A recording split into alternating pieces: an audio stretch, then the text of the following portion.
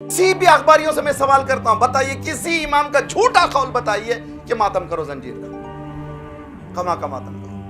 मैं नहीं कह रहा हूं कि ना करिए भाई, ये भी ना कह दी कि मौलाना ने कह दिया ना कर, ना मैं कहता हूं तुम जिस मर्जा की तकलीद करते हो उससे पूछो क्या करना है। फ्लिप फ्लॉप मत करो। तकलीद करते हो आगा सिस्तानी की, फतवे बता दे दूसरों के, किसको बेवकूफ बनाते हो? या कहो कि अखबारी हूं मैं, अखबारी हो तो अखबारी बताओ, किसी खबर में बताओ। इमाम ज़ैनुल आबिदीन से लेकर के 12वें इमाम तक किसी इमाम ने किसी जगह पे बताया हो या करके बताया हो? नहीं किया। 200 साल का अरसा है, 1 to 3 years का नहीं, 200 years, not a joke. Karbala का वाक़या 60 हिजरी में, इमाम ज़माना की विलादत 255 और इमाम ज़माना की ग़ैबत कुबरा 260, यानी 2 सेंचुरीज इमाम मौजूद थे। 2 सेंचुरीज के जैसी आजादारी है वही आजादारी सच्ची है।